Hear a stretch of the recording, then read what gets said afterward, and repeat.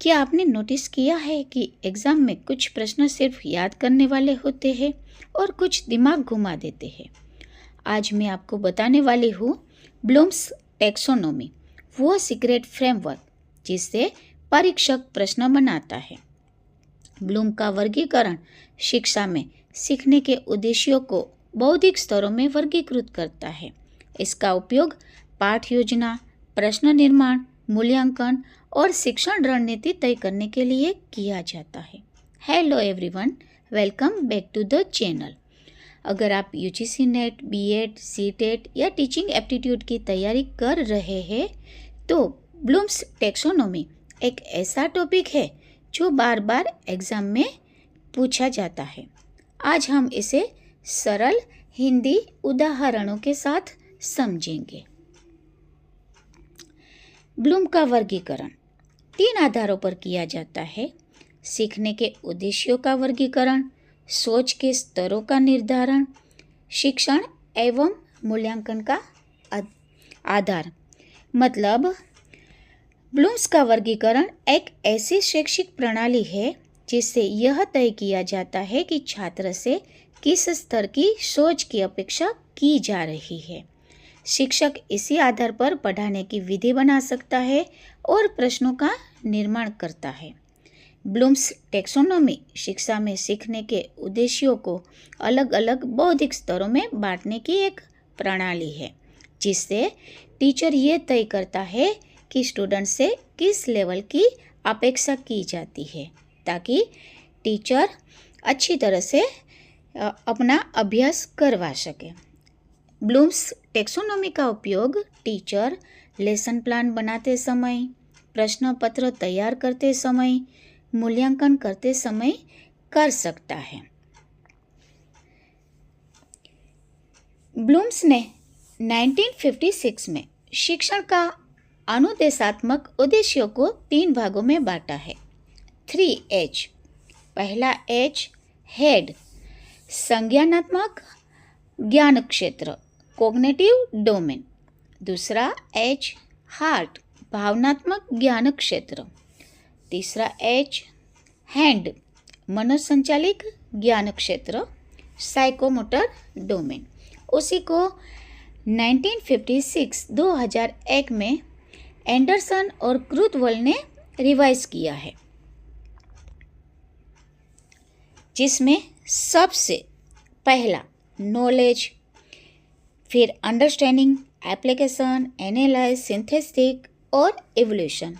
और उसी को 2001 में remember, understand, apply, analyse, create, evolute, इस प्रकार 6 भागों में विभाजित किया है। यहाँ पर सबसे पहला जो स्तर है वह है स्मरण। स्मरण स्तर ये सबसे लोअर लेवल है, जहाँ स्टूडेंट सिर्फ याद करता है। यह सबसे निचला स्तर है। यहाँ पर स्टूडेंट सिर्फ फैक्ट, डेफिनेशन या टर्म्स को याद करता है, पहले से सीखी गई जानकारी को याद करता है। यहाँ कोई समझ आवश्यक नहीं है, कोई तर्क नहीं है, सिर्फ मेमोरी का उपयोग किया जाता है, जैसे कि याद करना, पहचानना, बताना, सूची बनाना, परिभाषा देना आदि।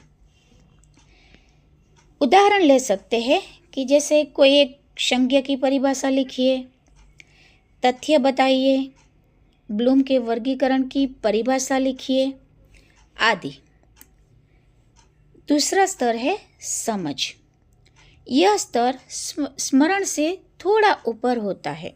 यहाँ छात्र सिर्फ याद नहीं करता, बल्कि कंसेप्ट को समझकर समझाता भी है।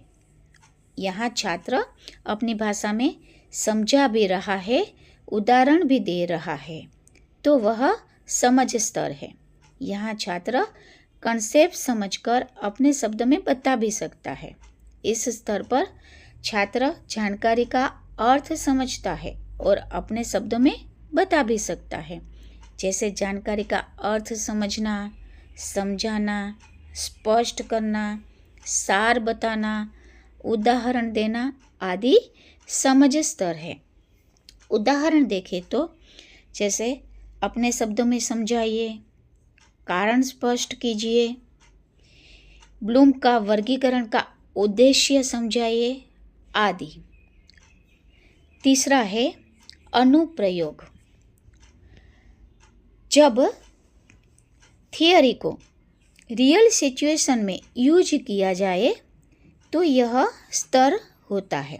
सीखी गई जानकारी का प्रयोग करना, जैसे कि समाधान करना, कोई प्रयोग लागू करना, हकीकत में प्रस्थापित करना, नियम का प्रयोग करके हल करना, कोई सिद्धांत को लागू करना आदि अनुप्रयोग का उदाहरण है।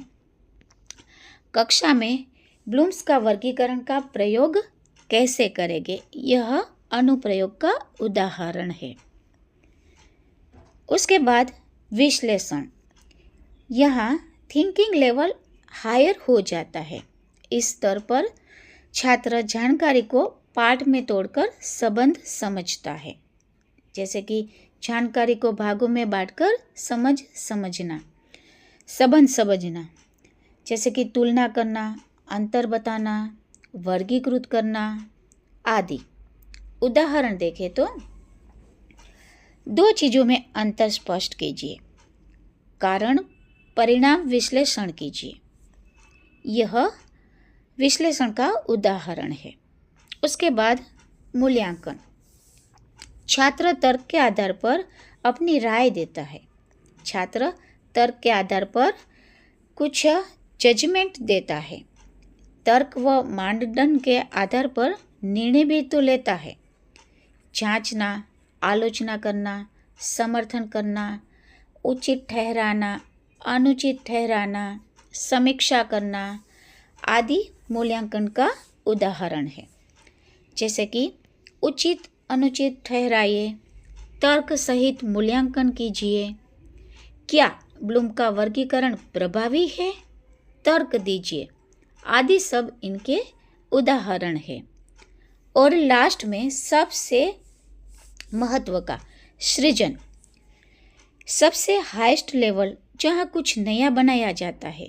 यह सबसे उच्च स्तर है जहाँ स्टूडेंट कुछ नया क्रिएट करता है, नई रचना या नया विचार विकसित करता है, जैसे कि कुछ नया बनाना, योजना बनाना, नई डिजाइन करना, नई योजना तैयार करना, वैकल्पिक समाधान ढूंढना आदि सब सृजन के उदाहरण है।